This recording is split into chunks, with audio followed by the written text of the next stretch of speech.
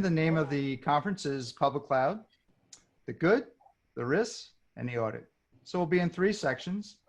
The good will be addressed by Matt Sozman from Microsoft.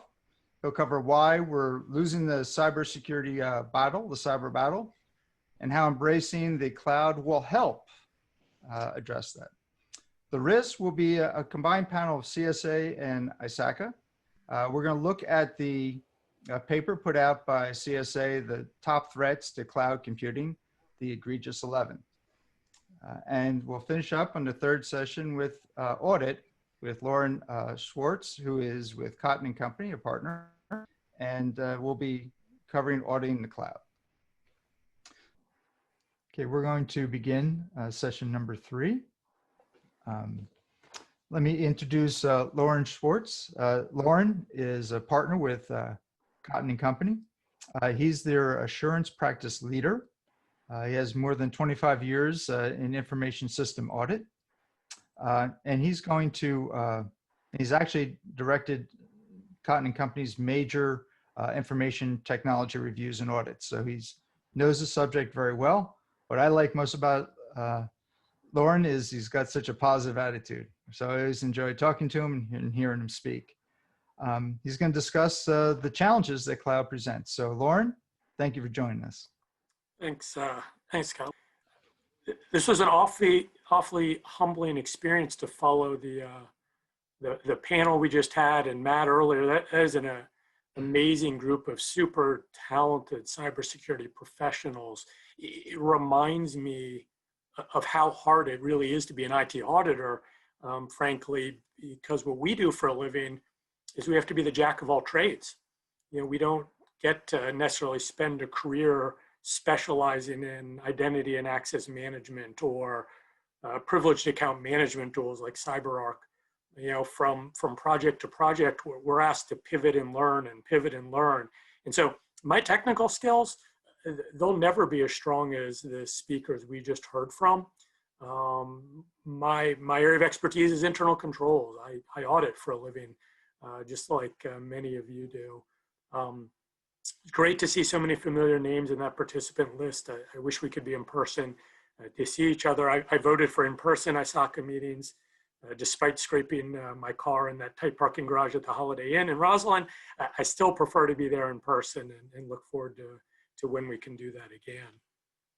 So I'm going to be talking about auditing in the cloud. The agenda, you know, I want to remind everyone a little bit that the idea of the cloud might be new, but conceptually it really isn't new at all. And so we've been auditing things like this for the better part of 30 or 40 years. I'm going to talk a little bit about jargon. It's important to understand some of the words we use and what they mean, just so we're all level set. And then my real takeaway for the presentation is you can't audit in the cloud without having done an abundance of planning. And I would argue if you're working on a audit project with a budget or a timeline, give more time to planning than you normally would. You will need it. And then I'm going to recommend you break your audit into 2 pieces. Basically, piece 1 is going to be a governance piece. Piece 2 is going to be an operational piece. And then I'm going to just talk a little bit about common audit issues and leave some time at the end for questions. So very, very briefly about myself. I've been doing this a really long time. Most of my experience, last 18 years, has been with federal agencies. So you're going to hear me talking a lot of NIST. You're going to hear me talking a lot of FedRAMP. You're not going to hear me saying a lot of COBIT and a lot of SOX. The first 8 years of my career, I did work in the commercial space. So I know a little bit of that stuff, but that is not really my strongest area of expertise. As Scott said, I lead the assurance practice at Cont Company. That means I have IT auditors that work with me, and I have accountants that work for me doing a wide range of audits. And of course, my little joke is that I'm a speaker as a service. I've decided you could just add as a service to anything, and you can go from there. So I do speak at ISACA and lots of other professional events, and certainly enjoy that. So why should you care? Well, Scott, I just heard from Scott. He's holding you hostage to the end to answer the last poll question. So you get no CPE until you hang out with me for 50 minutes. I suppose that means you could be doing something else for 50 minutes, but hopefully you'll you'll glean something from the presentation. Maybe the biggest thing is your organization may be auditing a cloud environment soon, and so you need the crash course on this. For me, the last bullet point, these FISMA audits are wearing me down. This is a nice diversion for me as I'm in the reporting stage of those. So I just want you to know that just like any audit, they're all different. There's not one size fits all. Even when you say I'm going to audit the cloud, it's going to be different from agency to agency. It's going to be different from organization to organization. And so, look, I'm trying to describe to you an approach in an hour. There's a lot more to this. We could spend weeks talking about this. And this is really based on my own professional judgment and experience. It does not bother me if you don't agree with me. If you think there's a better approach, there are multiple ones out there. The approach I'm gonna largely go through is actually the same one prescribed by ISACA on their website. There's some great resources out there, but there are other very, very good ones out there as well. And I am gonna start with a little bit of a bias right out of the gate. I like the cloud. I think all things considered, the pros outweigh the cons on moving to the cloud. I think particularly for small and maybe even medium-sized federal agencies up to that, 3, 4, 5,000 personnel, I think cloud providers in general do better jobs with IT than most federal agency IT staffs can, because they've just got a much deeper bench and a much larger range of experience. That doesn't necessarily mean it's more secure or less secure, but I generally believe that's probably good. As you get to the larger agencies, I think there could be more of a debate, but I'm generally an advocate of the cloud, so I do have a little bit of that bias, I admit it right up front. All right, so let's jump in. The cloud isn't new at all. And what I mean by that is, this is just outsourcing with a different name, and there's certainly different technologies around it. But if you're been doing this a long time like me and you've audited for a while, you'll probably remember in the 80s and the 90s, there was a whole lot of outsourcing going on, mostly in the data center space. The big names back then were GE Information Services and IBM, and they were outsourcing data centers to everyone. And if you were auditing one of these systems and you were thinking, about it, you had to deal with this idea of an outsourced environment that you couldn't necessarily put your fingers on easily as an auditor. And then all the rage in the late 90s and the early 2000s, if you remember this, where they called them ASPs, application service providers. And this actually felt and looked a little bit more like the cloud environments today. You started to see some of these major applications, if you will, being offered by outsourced providers. And it wasn't just a data center and a mainframe. It's when you actually started seeing people outsource, Lawson and PeopleSoft and various versions of Oracle Financials and other applications.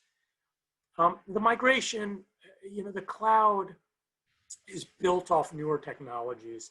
It still presents a lot of the same challenges and risks for auditors, but the ability, VMware and virtualization technologies, the ability to house large amounts of data easily, to spin up new servers quickly for a customer, that's made, if you will, the cloud much more popular than maybe ASPs were.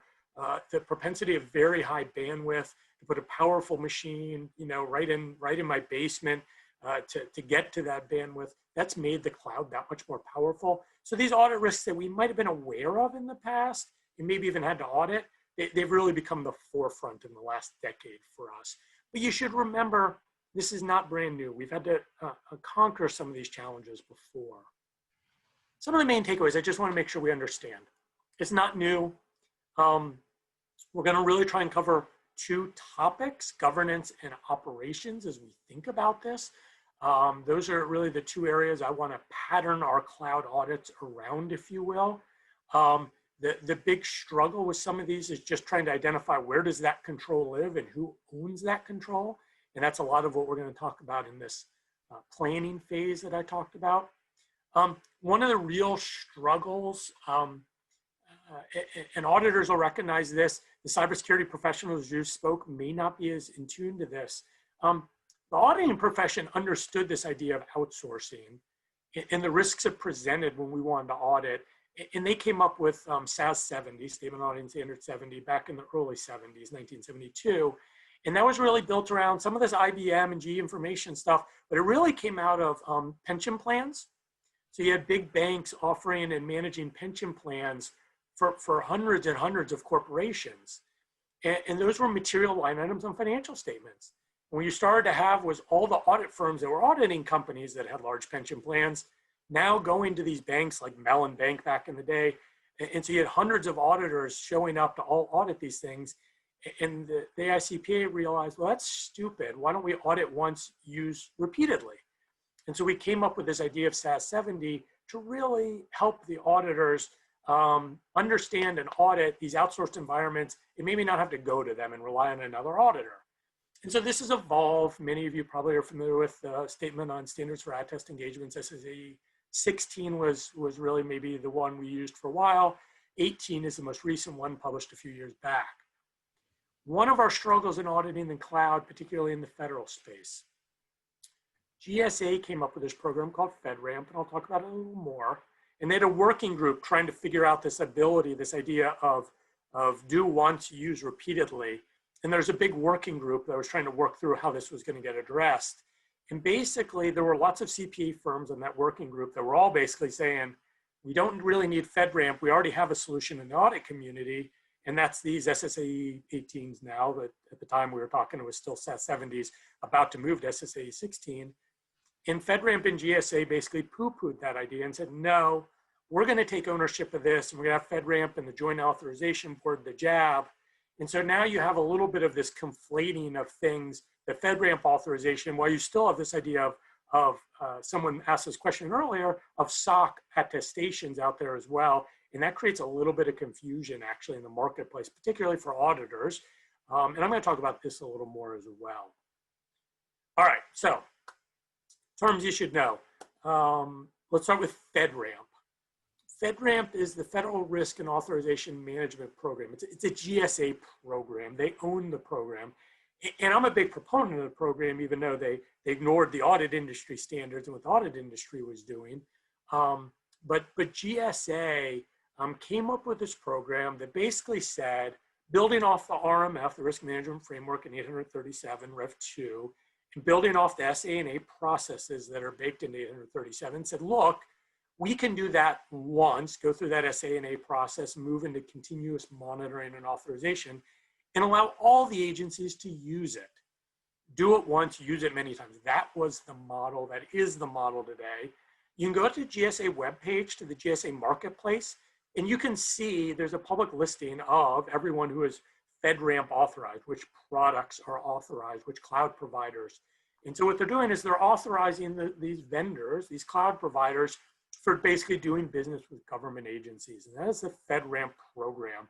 And it's really the hallmark of cloud in the federal space is that program. Now, you may also hear the term JAB. It's a Joint Authorization Board. The Joint Authorization Board is really that organization within GSA that is going through that SA&A process and is serving almost as that authorizing official at GSA on behalf of other federal agencies. And so this is the right do once, use many times model. The JAB is really handling that, right? That's where we're going with that. There is another way you can be authorized in the FedRAMP program, and that's called an agency authorization, where the agency would own that authorization process for a software vendor. So there's really two different paths you can take. There's the JAB, which is authorized through really GSA, and then there's an agency-specific authorization. Which is better really depends on the cloud service provider's intent. And what I mean by that is if the cloud service provider has a fairly custom solution that may be unique to one agency and perhaps not pervasively adopted or used at all the federal agencies or many agencies, the agency authorization is probably the better route. If, on the other hand, you have a solution that every agency may want to buy, then the JAB might be a better way to go. So let's just imagine for a second. A lot of us in the room or in the virtual room are probably familiar with Teammate. Teammate's audit software. Lots of inspector general offices, audit firms use Teammate. Let's say Teammate wanted to get FedRAMP authorized. Because that might be used by IG offices throughout the government, they probably would go through a JAB, right? That's a good example of one. If on the other hand, you were doing something very specific and custom built as a cloud provider, so you were doing maybe some, I don't know, a witness protection program application just used for the Department of Justice, but you were going to do it in this, secure private cloud for justice, that might be something you would go through an agency authorization. They may not be used, if you will, by other organizations, for example. And so that's really the difference between a JAB and an agency authorization. All right, cloud service provider, hopefully you know that one now. That is the provider, the cloud vendor. I don't think too many speakers have talked about the idea of a private cloud, a public cloud. Very simple concept, really. A private cloud is largely only one tenant or one instance, typically of a system in its cloud. Usually that is for a more secure, if you will, need. Someone asked a great question in the last session. Is there any data that shouldn't be in the cloud? My short answer to that is not really, but your cloud solution should dictate that. And the answer was a great one, I thought, by the panel member. If you had high-risk data as defined by the FIPS 199, the NIST 860 data assessment, in your intel community, law enforcement, Department of Defense, that kind of stuff, you're probably going to want to be in a private cloud, which could offer you more security potentially, particularly in that confidentiality part of the risk assessment than, say, a public cloud. In a public cloud, you may have one instance of the application shared by multiple, if you will, entities, if that makes sense. A term you sometimes will hear in the cloud environment, multi-tenancy, and that's basically one instance of a software serving multiple tenants. So maybe you have, I don't know, Oracle Financials, but you could have 6 different agencies using that version of Oracle Financials, right? And it's up to the cloud provider to make sure you can keep them separated and the data separated, but you are really still one instance of Oracle, right? This is really the value model for a cloud provider. This is how they make their money, is by having these kind of multi-tenant, if you will, solutions. It's a really important feature of cloud computing. In fact, that was a huge thing that drove application service providers in the late 90s, the early 2000s, and things like that. Some other buzzwords I think you need to know: subscription-based model versus a consumption-based model. This is how the cloud providers make all their money. And this is probably an important concept for agencies to know. It may not be as important for the auditors to know. A subscription-based model is typically either a time or a license-based model. It's kind of the more normal software or licensing that we may be used to. So, hey, you got 100 users that needs to be using Teammate. We're going to charge you by the user on Teammate kind of thing. That's a license-based model. The consumption-based model is often based on usage or consumption. Often it's like based on storage. So for those of you familiar with like SIM tools like Splunk, one of their common models for billing is the amount of data stored in that log repository. That's how they're going to bill you. 2 different models, not that one is better or worse than the other, just differences and something to be aware of. A critical term you need to be aware of is SLA, or service level agreement. It could have very different names depending on your agency and how you've worked this. This is effectively the contract. And I know how much auditors, particularly IT auditors, love reading contracts. It stinks. They're long and they're confusing and they're written by lawyers sometimes. You got to read the contract and know the contract. And we're going to talk about that a little bit more. You may hear, I think, an interesting term called a vertical cloud. That's actually kind of a solution that fits an industry, and there'll be lots of potentially applications and other things in a cloud. So you might have a healthcare vertical cloud is a good example of that. All right, I just want to talk very briefly about the different cloud service models. You've probably heard these terms, so I'm not going to try and define them for you or get into them in any real detail, but there's basically 3 models defined by NIST: the infrastructure as a service, platform as a service, software as a service. Let's face it, if you out there and do some research, or if you're paying attention to what your agencies are doing, there's a whole lot more models than this. They may fit under these definitionally, but they don't fit so neatly. We're seeing everything from desktop as a service, database as a service. I actually have several agencies that are talking about mainframe as a service, which maybe is like a infrastructure as a service. what's important when you're doing your audit is to understand what you are dealing with. That becomes the most important part of all of this. And candidly, a lot of these kind of build on each other in a sense. So if you go to the FedRAMP and you were to look at, a software as a service solution, and so maybe, let's say you're looking, let's say Teammate is out there. Teammate's got software as a service. That's the solution for all of us IG shops and auditors. What you'll find on the FedRAMP marketplace is they don't just define what the software is a solution that's been approved. It actually tells you what infrastructure it's lying on. Because guess what? Teammate can't run without some supporting infrastructure, right? It's got an operating system and a database behind it. And software as a service is just that software layer, but there's still other layers under it. And often what these software as a service providers are doing is they're further outsourcing their infrastructure to one of the infrastructure models. And so what you'll see is an awful lot of software as a service riding on maybe Amazon, for example, is a very common one. And you'll actually see that identified in the FedRAMP marketplace. And when you get into your audit, let's say you're going to audit Teammate, you need to know that because you need to understand you're not just dealing with Teammate, the software, and maybe, who the users are in Teammate and who can be an audit work paper reviewer and, the normal things you might do in an application controls audit, but you need to understand who owns the infrastructure and where those controls lie. Just understand, like the poofy clouds in the sky, where there's an unlimited, number of shapes and sizes, there are almost an unlimited number of shapes and sizes and solutions of IT cloud models. I'm not sure people were thinking about that when they thought about implementations of cloud, but that's a great analogy to use. And you need to understand the one you're looking at when you start auditing.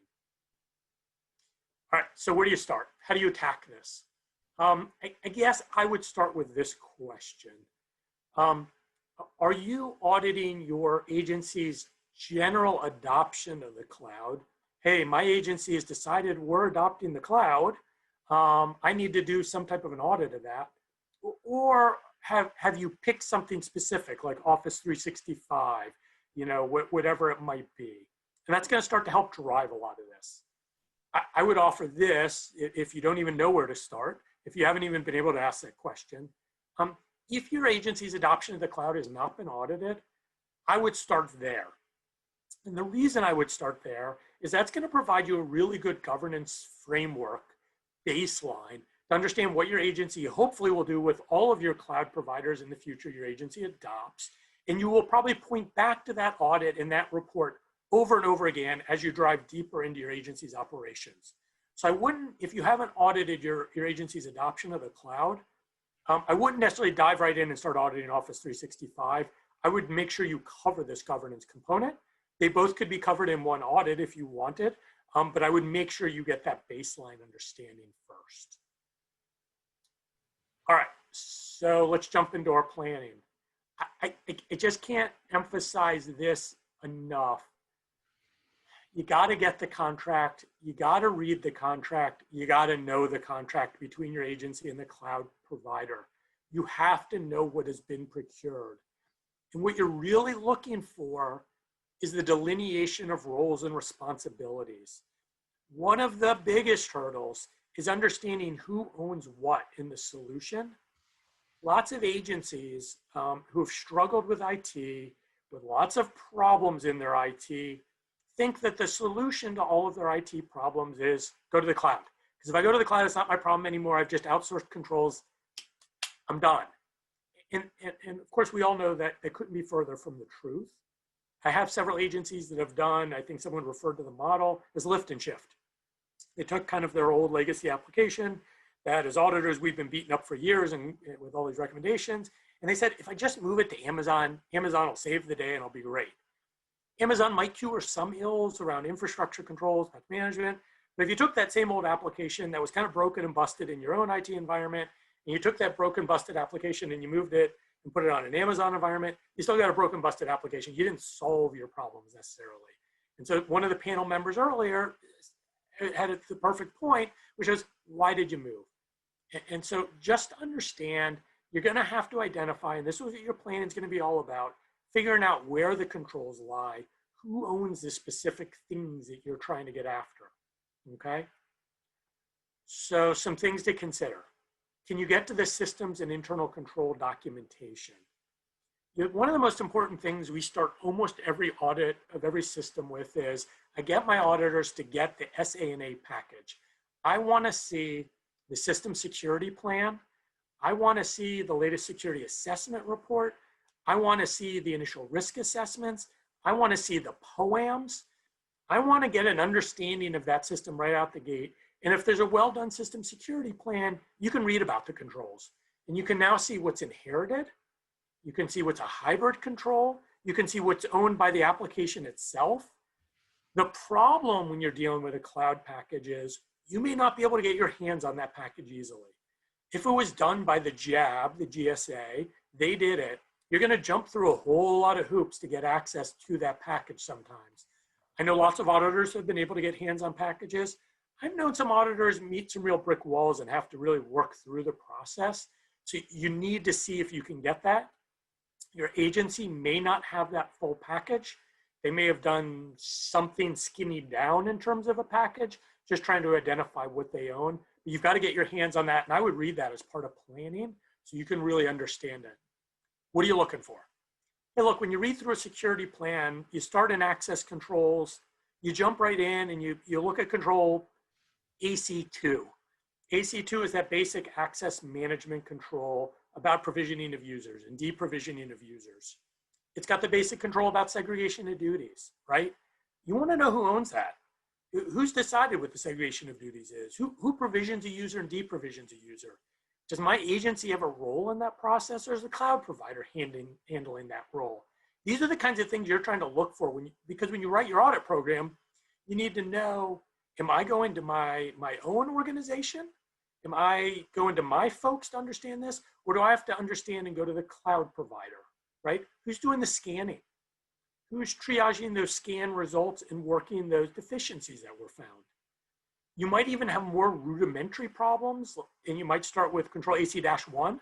So those of you familiar with 853 Rev 4, the control families, every -1 control is the policy and procedure. That's where it all starts. Whose policy and procedure are we following exactly? Is it my agency's policy and procedure that dictates all the access controls? Or is it the cloud service provider policy and procedure?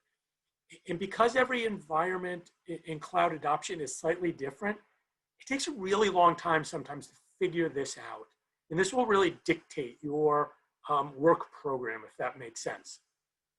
You can move through literally all those control families in NIST 853 and ask all those same questions.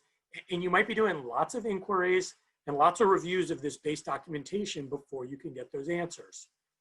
I've listed just some other topics you're going to want to make sure you handle. How does disaster recovery work? If infrastructure is owned by the cloud provider, presumably they do DR. But what happens when you kind of start to layer contingency planning and DR together? It's highly likely the business process relies a lot on your agency personnel. Can you conduct some type of a contingency test coordinated with the cloud provider, or are you doing that independently? And how would that all work? If the cloud provider's got 50 customers all using Oracle financials, and they want to do a contingency test, are they trying to coordinate with all 50 customers at once? And so you need to figure out how that's going to play out. How about incident response and breach response? If your data is coming there and there's a breach and there's PII and it's a privacy breach, agencies are required to report certain things to, right, the Department of Homeland Security, the CERT. How do you meet those timelines? Can you still meet those timelines? And you need to understand, is that in the contract and how would that work, right? And so you're trying to understand all of these things. You're trying to understand, how to audit it. So one of the hard parts is ultimately, let's say you're able to do that and you have this really clean delineation. Here's what the cloud provider owns. Here's what my agency owns. Now what? You need to figure out what you're going to do with those controls owned by the cloud provider. And there's a few different options here. One is you can rely on the FedRAMP package. You can say, well, look, it's got an ATO. The Joint Authorization Board did the ATO. I trust the JAB. I'm good. I'm just going to look at the POAM. That is an option. For me as an auditor, I'm not sure I'm in love with that option because, the JAB effectively is part of GSA. GSA, in my mind, is a part of a management team, right? And I'm not going to always trust what the management team's done, but that is an option. You could attempt to just test the controls yourself. That's going to be really hard because you may need to get in the door at the cloud service provider somehow, whether that's Amazon or a smaller software vendor. You may not have access to what you need to do that testing, but that is an option. Your agency presumably has oversight of the cloud service provider because you have a contract and they should have some ability to monitor what the CSP is doing. You could try to rely on and look at that agency oversight and see how that works as well. You could just carve those controls right out of your work altogether. Maybe a fifth option is you could look to see if there's been an actual attestation, a SOC 1, a SOC 2, a SOC 3 for folks familiar with attestation standards. If that existed, that would be ideal because that would be almost your auditor-to-auditor communication to allow you to rely on. But you're going to need to make that decision right up front. All right, so my approach in general, having done all that planning, is I like to pattern my audit in 2 work streams, one for governance, one for operations. ISACA puts some freely available sample audit work programs on their website. I encourage you to use it. Recognize operations could be hard, but it's not really any different than any other IT audit you've been doing in your career. The same topical areas are still going to get covered, and we'll talk about those in a minute. But what's different today is you just got to see who owns the topical areas, right? That's what becomes harder in that operations. So let's just talk about the major things to tackle in the governance piece. So Sheila did a fabulous job, I thought, in the panel of talking about why cloud strategy and architecture is critical. Most agencies I work with today have adopted 8, 10, 12, 15, 20 different cloud service providers. And there's these disparate cloud providers all handling different things. And so maybe authentication isn't synced. Maybe our governance and oversight of them isn't synced. Maybe our data isn't quite synced and I have data living in different places. Without a really good cloud strategy to put this all together, you're going to have all kinds of problems. And we're seeing this regularly. You want to see the cloud strategy from the organization and where they're going. You want to make sure in the governance that there is a contract that exists, the contract is adequate, that it covers all of the appropriate oversight. And guess what? Your agency, particularly if you're a small agency, is going to come back with, well, Amazon wouldn't offer this in the contract, and who am I to tell Amazon what to do? Guess what? You do not get to give up your right to controls to Amazon and think that's an acceptable answer. If you're required to follow NIST because you're a federal agency and you haven't put in your contract with Amazon, you're required to follow NIST, you've got a compliance issue on your hands. You do not give that up. And if no cloud service provider can meet your compliance requirements, then maybe the cloud is not for you. And that's the reality of this stuff, is you got to make sure it fits your own agency's requirement, your own agency's risk tolerances. Now, it's not the auditors doing that. We're just going to audit to make sure you did that. But you can't just give up that oversight of controls. That is not appropriate. And so you got to make sure there's a good contract in place. You need to read the contract and look for certain provisions. For me, the biggest piece of all this is the risk management framework still exists. It didn't go away. SANA still exists. Your agency still needs a package to understand what controls they own and what controls the cloud provider owns. And those should be inherited controls versus common controls, right? You guys understand these terms, I'm sure. There should still be an ATO. Your organization should have ATO'd this cloud environment. There should still be a system security plan, right? We should understand our oversight and we should be doing monitoring of that oversight, right? There should be a POAM still.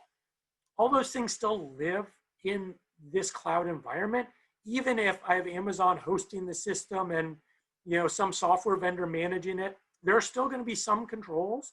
You'll still have end users in the application. So there'll still be provisioning controls potentially that you own, in oversight of my cloud service provider that you own. And so you've got to figure out where these things live so that you can audit them, but you should still look for the RMF. It should still exist. It didn't poof disappear just because we're now in a cloud environment.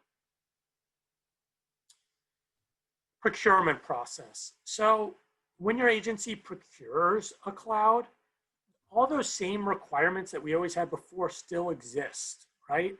And that's important. You need to look at the procurement process. When you're looking at your agency systems inventory, they should have an inventory of all their cloud systems. I don't mind if it's commingled in the agency's full inventory, as long as they've identified them as cloud, and they should have all of that. When you jump into the operations side, now the second piece of your audit, for me, this isn't any different than any other IT audit now. I'm going to look at network configuration and management if there's infrastructure involved. I want to understand access boundary paths. I want to know if this system has gone through appropriate network segmentation so I know what normal traffic looks like, so these sophisticated logging tools that we're putting in place knows what to log. I want to know that we have asset configuration management, right? I think it was Sushila, one of the big things for her was configuration management. I want to know that there's a configuration management database, right, a CMDB. And I want to know that they've identified the configurable items that support my system, whatever it is. And I want to know they've used from the NIST checklist repository hardened baseline configurations. That's a requirement. If Amazon is offering to the federal an Oracle database, they should have adopted an Oracle baseline approved by NIST. And I want to be able to see that. I want to know that all the access controls that I see in NIST 853, in that AC family, for example, or the AU family, I want to see that those are in place as well. I want to be able to test those. I want to look for the data encryption controls, a big thing when you're starting to put your data in someone else's hands. I want to look at incident response, that IR family in 853, right? I want to understand if there's a breach response plan, that there's regular reporting, that there's regular security logging and monitoring. I want to know that they've implemented a SIM tool, whether that's Splunk or whatever, and that they're obtaining logs from the various infrastructures of my system. I want to know that privileged account management tools exist, like a CyberArk or an ArcSight, and that those logs are being sent. These are all the kind of simple things we would do in every single audit. We would still do these in a cloud audit. The nuance here is, I don't know who owns it, and I got to figure that out so I can then test it. The most common audit issues, the first and foremost is the strategy. The agency has just jumped into the cloud and we don't know why, and we don't know that they have a coherent thinking around it. And so we've even seen agencies jump in and part of their strategy doesn't include, I'm only going to adopt a FedRAMP product. That seems to me to be an obvious thing that should be in a strategy. You should only adopt a FedRAMP certified product, but maybe it's not in their strategy. Or if your agency is pushing a single sign-on solution, I think Okta was the one that's being discussed, which we see everywhere, and that's the solution your agency is pushing, well, you should pick a cloud provider that allows integration with Okta, so you still have a single sign-on. If it doesn't, that provider might not be for you. Those things could be part of the strategy. I think one of the most common things we see with those small to medium-sized agencies is they're not providing oversight of the CSP. They're just trying to hand off their controls to another organization and wipe their hands of it and say, I did what was needed. Amazon must be good at controls. Loren, who are you to say Amazon isn't doing a good job? And that's often the pushback. That's not adequate. That's not sufficient. They still have to provide that oversight, and we're going to look for the oversight. I know it's hard to believe, but we still see cloud service providers that are using packages that are not in FedRAMP. That's a cardinal error. You can't be doing that right now in the federal space. That's got to be a go-to first control. I just talked about this for a couple minutes, and I'll touch on it one more time. We're still seeing that when people go to the cloud, they haven't understood or documented, how is my RMF, how is my information systems continuous monitoring program going to contemplate cloud? What am I looking for? What am I going to test? How am I going to document that?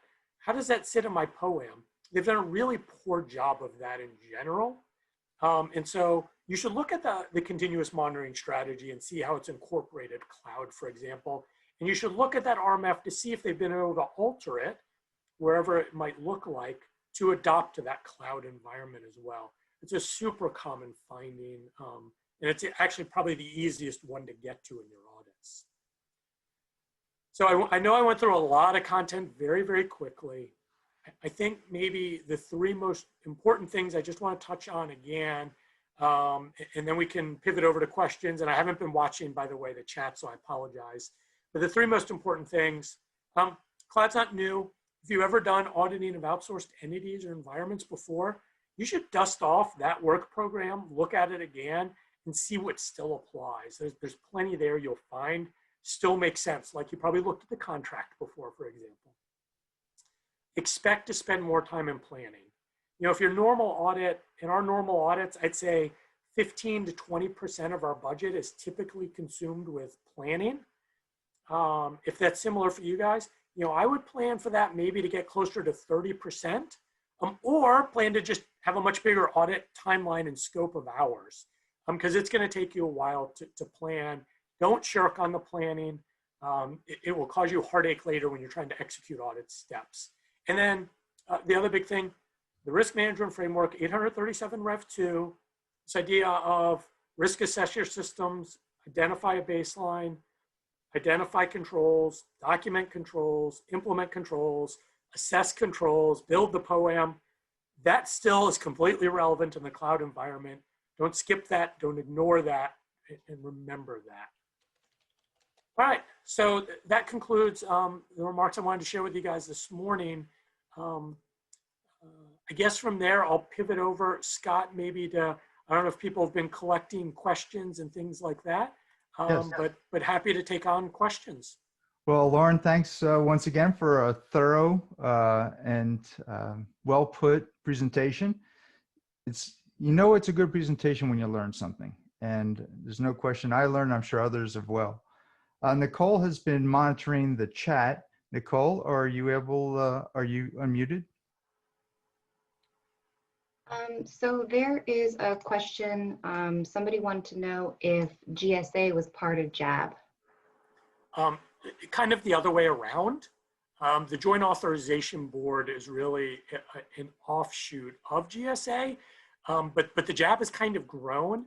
You actually have representatives, I believe, on the JAB from other organizations now as well.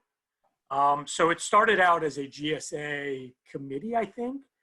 It's a board officially, but it is progressed from there. I believe there's representatives from Homeland Security that are part of it now, and there may be DoD reps as well. You can look it up online and see for yourself exactly what it is.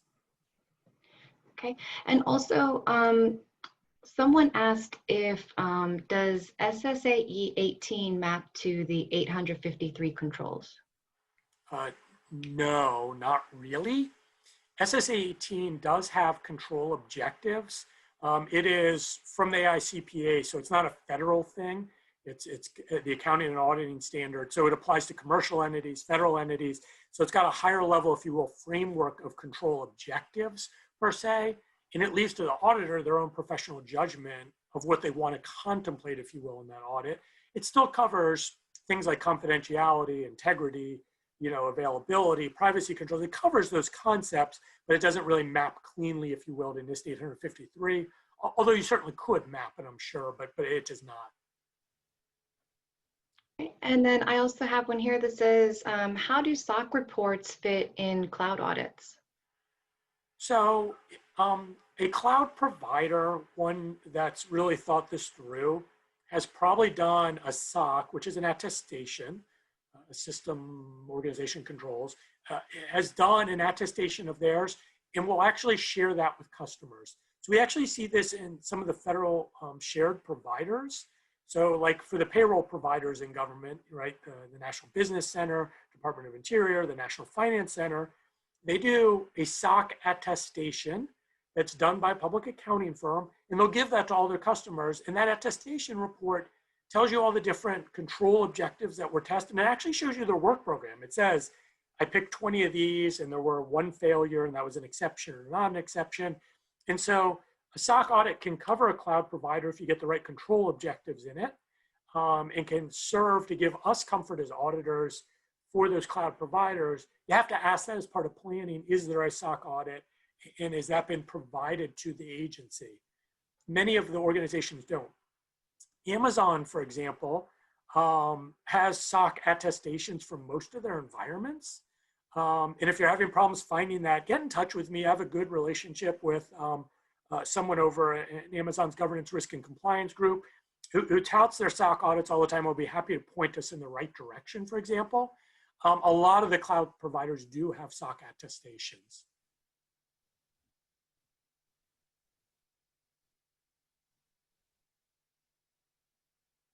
The next question is it difficult getting audit info from CSP? It can be. The idea for a cloud service provider, for them to move into the government space was to go through the FedRAMP process, because they were trying to go through this do once, use many times. And so if you can imagine Microsoft with Office 365, they got the living snot audited out of them, quote unquote, by the JAB, right? They went through every single control in AST 853, and JAB put them through the ringer, or at least that's how Microsoft feels. I'm quite sure we could have asked the earlier speaker from Microsoft. I bet he would acknowledge that. And so now that Microsoft has done that, the last thing they really want is for the 100 or so executive branch agencies, including the 24, right, that are CFO Act agencies, all having their IG shops and their hired auditors come to them and trying to audit them.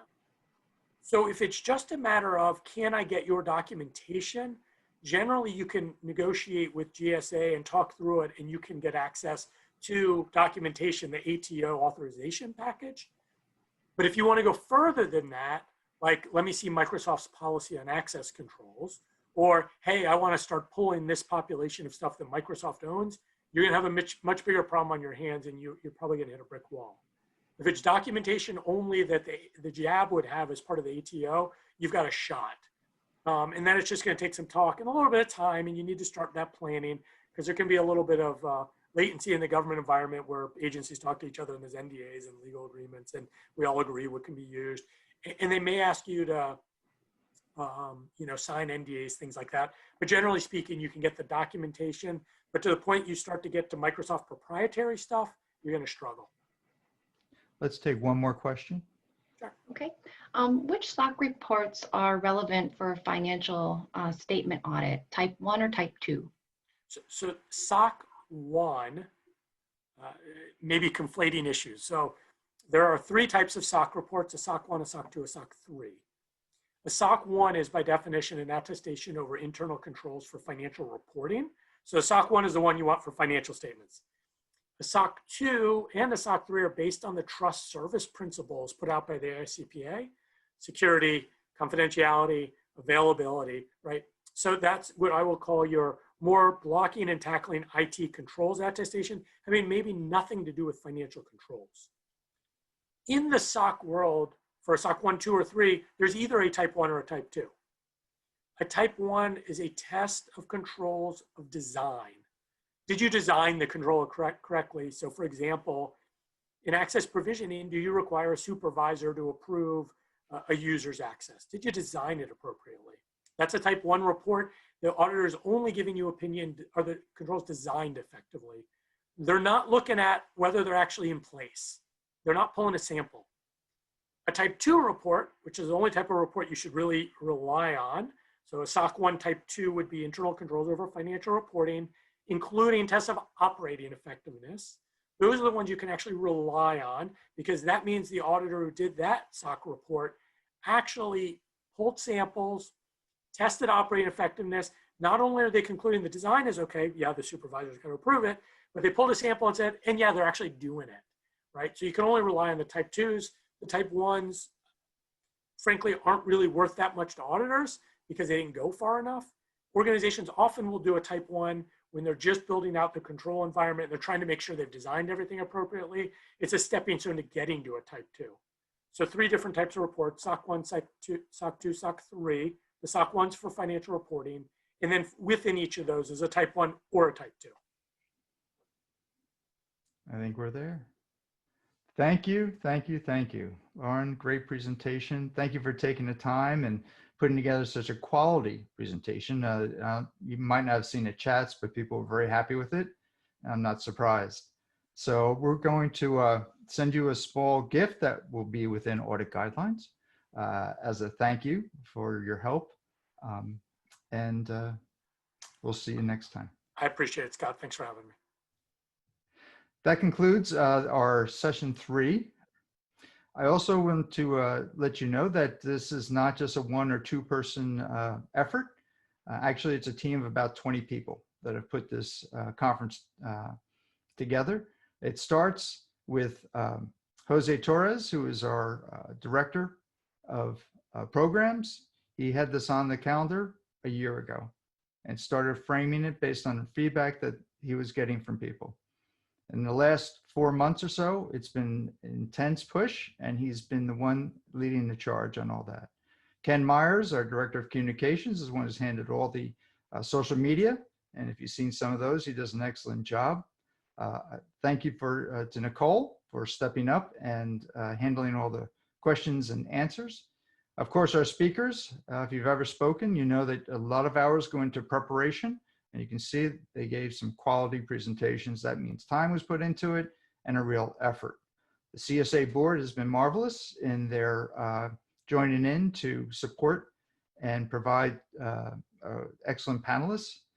So thank you to them, and also the ISACA board, the GWDC, which continues to always support and be there when needed. This concludes our conference. Thank you all for attending. Have a good day.